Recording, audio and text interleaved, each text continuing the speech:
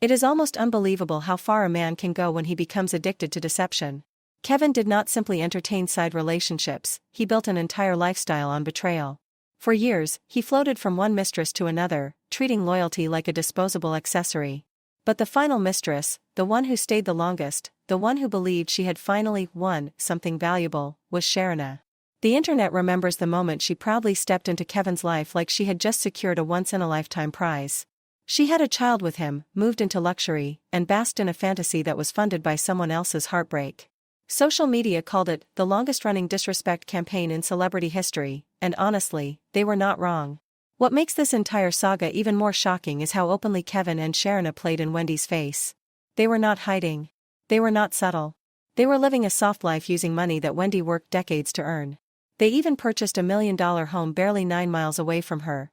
Imagine the audacity, using the same woman's money to build a love nest practically in her neighborhood. People online still talk about the disrespect, calling it the boldest betrayal since the creation of social media. For a long time, the only real income Kevin had came from Wendy's alimony checks. Those payments were his entire financial backbone, and he and Sharina were living like royalty because of them. When the checks stopped, Kevin did not just panic, he went into full-blown survival mode. He filed lawsuit after lawsuit, practically begging the courts to force Wendy to resume paying him. The commentary online was brutal. "He is trying to climb back into the wallet he burned," one user wrote. Another said, "He built his empire on lies and Wendy's bank account, and now both have closed the door on him." Then came the twist nobody expected. Wendy was suddenly thrown into a guardianship that many believed was unnecessary and suspicious. And ironically, this development destroyed the last remaining sliver of hope Kevin had. Once the guardianship took over, his chances of getting another alimony payment evaporated completely. To make matters worse, Wendy's guardian, Sabrina Moresi, turned around and sued him for previously receiving unapproved bonus payments. It was like karma suddenly woke up, stretched its arms, and said, "My turn." When Kevin realized that his legal tricks were no longer working, he did what people accused him of always doing: he walked away. He left Sharina just as easily as he had once abandoned Wendy and their child. And the internet exploded. TikTok users were posting dramatic reenactments. Twitter was on fire. Comment sections turned into crime scenes. People dragged Sharina so relentlessly that she eventually deactivated her social media accounts entirely. It became one of the biggest plot twists the public had predicted but still gasped at when it finally happened. In the end, the entire situation felt like a tragic cycle: a man who built his world on someone else's pain, a mistress who believed temporary attention was a lifetime guarantee, and an audience that watched the downfall unfold like a cautionary tale. The betrayal, the manipulation, the lawsuits, the sudden abandonment, everything came full circle, and social media made sure the world did not forget a single detail. Kevin did not just walk out on Sharina emotionally, he walked out financially too. After he left her to raise their daughter alone, the mask really slipped. Suddenly, the designer lifestyle and soft launch romance crashed into reality. Reports started coming out that Sharina was not only on her own with a child, she was also broke and being sued by her bank for defaulting on thousands of dollars in credit card debt. The same woman who once paraded around like she had won is now drowning in bills, abandoned by the man she helped humiliate Wendy for. Social media did not waste a second. Comment sections turned into courtrooms, with people calling it karma in real time and the side chick season finale nobody saw coming but everyone expected. While Sharina's world was crumbling, Wendy had already been living inside a nightmare for the last 3 years. Her own bank, Wells Fargo, stepped in and pushed her into a guardianship that many people still believe she never truly needed. From that moment on, her life stopped belonging to her. She was labeled unstable, pushed into facilities against her will, stripped of her freedom, and slowly erased from the life she built. They sold her penthouse, canceled her show, and even sold her dog off to a stranger like it was just another asset on a spreadsheet. For years, her own family did not even know where she was. When they asked Sabrina, the guardian in charge, for answers, she allegedly dodged every real question. Online, people were furious. "How do you lose track of a whole human being with a global platform?" one user asked. Another wrote, "This is not protection, this is a hostage situation dressed up as paperwork." And it gets darker. Wendy did not just sit there and accept being called crazy. She went through multiple independent evaluations to prove she was mentally capable. Those reports never saw the light of justice, they were dismissed, ignored, or simply not considered enough. Then a new twist arrived. A top neurologist in New York evaluated her and gave a diagnosis that should have destroyed the narrative that she was improving. Frontotemporal dementia is known for getting worse over time, not better. Yet the report quietly admitted what many people close to Wendy had already seen: since she got clean and sober 3 years ago, her neurological condition has shown a level of resilience that surprised everyone. This was the crack in the wall her legal team needed. They are now preparing to file legal documents to push for a court hearing to finally ask for this guardianship to be terminated. And if the judge digs in and refuses? Powerhouse attorney Joe Tacopina is reportedly ready to demand a jury trial and ask regular citizens, not just a single judge, to decide whether Wendy deserves her freedom back. That is when this stops being a quiet legal case and turns into a full-blown public showdown. But here is where the story becomes even more strategic. Even if Wendy wins and walks out of that guardianship, people expecting her to run back to daytime television are missing the bigger picture. She knows that the moment she returns to hosting a full-time show and starts making serious money in a visible way, Kevin will see a fresh opening to come after her for alimony again. That is the loophole she is determined to keep sealed. The TV era is over for her, not because she does not have the talent, but because she refuses to give her ex-husband another legal excuse to live off her work. The internet has already crowned her for that decision. "We love a strategic queen," one fan posted. Another wrote, "She is choosing peace over a paycheck, and honestly, she has earned that." Financially, the contrast between her glory days and now is brutal. When her show was cancelled, her income did not just dip, it collapsed. She went from making millions every year to surviving on residual checks that looked almost insulting next to her legacy. In February 2022, she received a one-time payment of about $1,952. In January 2023, her residual check was just $59. That is the kind of money that makes headlines because it exposes how quickly the industry moves on from the very people who built it. This is exactly why Sabrina went after Kevin in court. Even though the divorce agreement clearly stated that Wendy would not owe him a cent if the show was ever cancelled, Kevin continued to receive an extra $112,000 because his payments had been left on autopay. Sabrina demanded that every cent of that $112,000 be returned, arguing that Wendy's residual income had been tiny since 2021 and nowhere near half of what she earned in early 2020. By keeping money that no longer belonged to him, Kevin was, in her words, interfering with Wendy's right to access her own funds. Kevin, however, did what he always does. Instead of accepting responsibility, he hit back. He claimed that Wendy actually still owed him up to 23 months of alimony and tried to push the court into believing that their divorce should be overturned because she allegedly hid some of her money during the split. It was a desperate, last-minute Hail Mary attempt to reattach himself to her finances. Meanwhile, viewers watching this entire saga unfold started to connect the dots. They began to see that this was never just about a messy breakup or a bitter ex. This was about power, optics, and who gets to hold the keys to a woman's life after she has built an empire. When you dig deeper into the numbers, the story becomes even more unsettling. When Wells Fargo first stepped in and made its case for guardianship, the public was told that it was about protecting Wendy from financial exploitation and mismanagement. The bank presented a picture of a vulnerable woman whose accounts needed to be locked down, for her own good. They estimated her accessible funds at around $7.3 million. To the average person, that sounds like a lot of money. But for someone who hosted a hit talk show for years, did major endorsements, and built a media name since the 1990s, that figure raised quiet red flags. Something did not add up, and the silence around it was deafening. Then another layer peeled back. A longtime friend of Wendy's, Regina Schell, stepped forward with an affidavit that changed everything. Regina was not some random outsider. She had been close to Wendy for years and had seen documents, statements, and receipts. In her sworn statement, she claimed that in 2022, Wendy actually had closer to $55 million across her accounts. Regina said.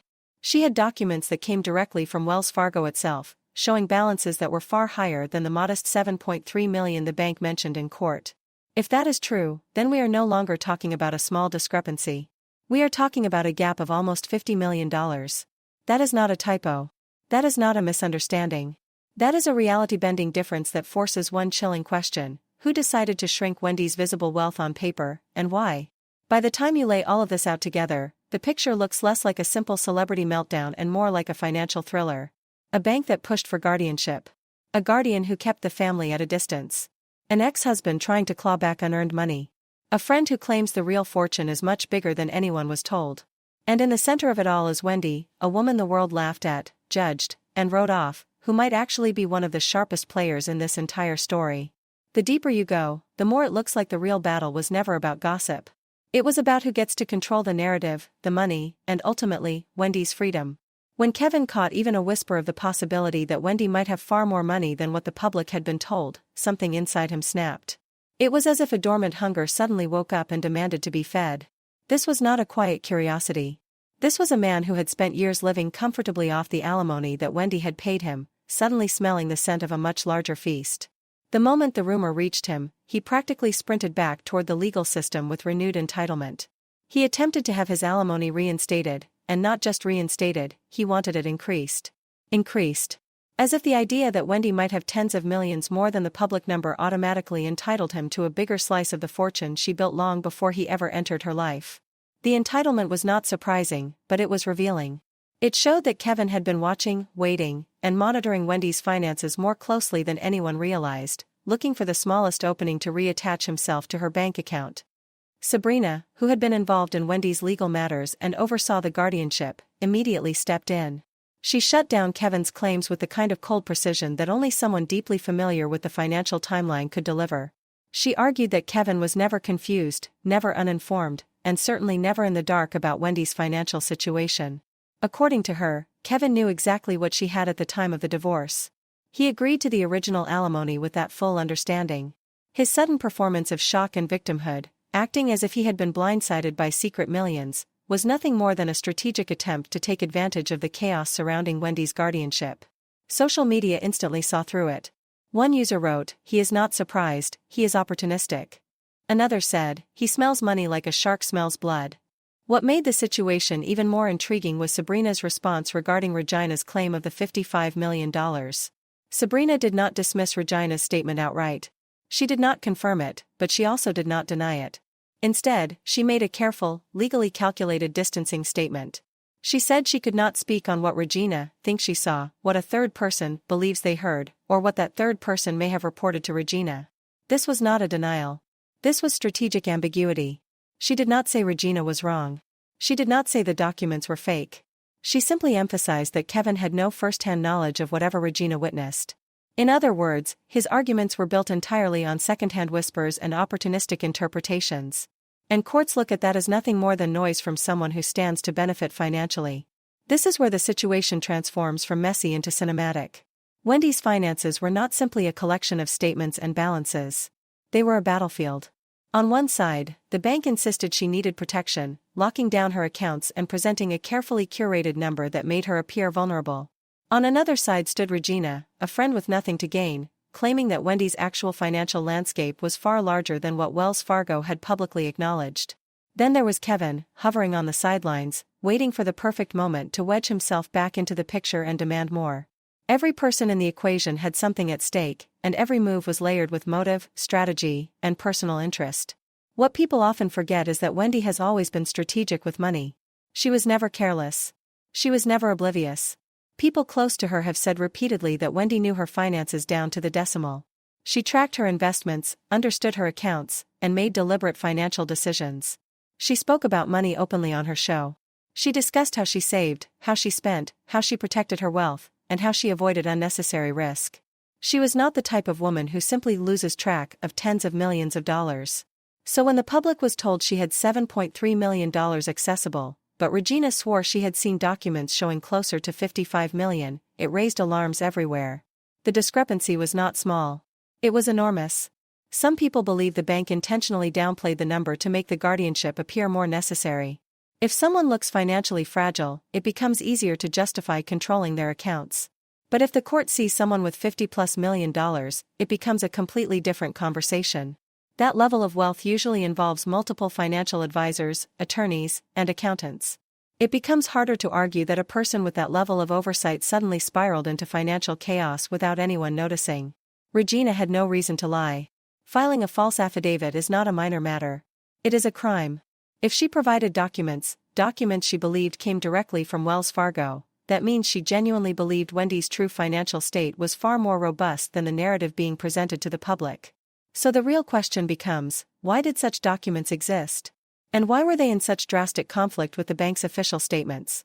When you zoom out, the entire situation stops looking like a celebrity scandal and starts looking like a full-fledged power struggle. A bank trying to establish control. A guardian who held authority over Wendy's movements, access, and decisions. A friend trying to expose a hidden truth. An ex-husband attempting to claw his way back into her pocket. And in the center of it all, a woman who the world believed was crumbling, but who may have actually been far more aware, far more calculating, and far more in control than anyone ever assumed. The deeper this story goes, the more it resembles a financial thriller rather than a simple gossip headline. It raises questions about transparency, manipulation, hidden motives, and the lengths people will go to control someone else's narrative and their wealth. Kevin's behavior during this entire ordeal tells a deeper story than any bank statement ever could. This was a man who had already benefited from Wendy for years, through their marriage, through their divorce, and through every check that carried him into a lifestyle far beyond what he could ever create on his own. But when the money slowed, and when Wendy's financial access became restricted under guardianship, Kevin seemed to interpret that vulnerability as an opportunity.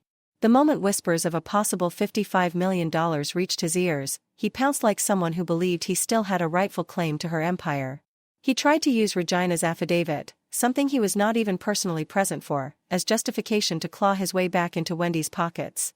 It was not concern. It was not confusion. It was sheer self-interest draped in entitlement. But Sabrina was not having it. Whatever anyone may think about her, her responses were sharp, calculated, and undeniably protective in this moment. She made it clear that ambiguous rumors were not valid legal currency. She made it clear that Kevin had no direct knowledge of anything he was claiming.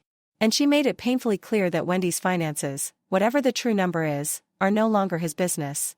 Her careful statements were not just legal precision, they were a barrier keeping Kevin's hands far away from Wendy's remaining wealth. Ironically, for many people watching from the sidelines, this might be the only time Sabrina's actions felt like genuine protection for Wendy rather than control. And through all this chaos, one powerful truth kept resurfacing: Wendy may have been down, but she was never destroyed. The more people tried to carve out pieces of her legacy, the more obvious it became that this was never a story about her losing control. It was a story about other people desperately trying to gain it. The guardianship, the lawsuits, the conflicting financial claims, they created the illusion of collapse. But behind the scenes, Wendy was proving that she was still far more aware, far more strategic, and far more resilient than the headlines ever gave her credit for. The biggest theory swirling around this saga is the one haunting every conversation: whether Wendy truly had $55 million tucked away somewhere. That number has become a ghost, floating over her guardianship, over her downfall, and over every person who tried to position themselves as a gatekeeper to her wealth. And while Sabrina never confirmed or denied Regina's claim, she made one thing absolutely unmistakable: Kevin is not getting a single dollar of whatever remains. Surprisingly, that stance has made even some of Sabrina's harshest critics pause. Maybe she is not the villain so many want her to be. Maybe, in this one specific situation, she is guarding Wendy from the very man who drained her dry for years. Because Kevin's courtroom performance was something out of a tragic documentary. He entered that room with trembling hands and a tone soaked in desperation, reciting a monologue about unpaid car notes, unpaid insurance, unpaid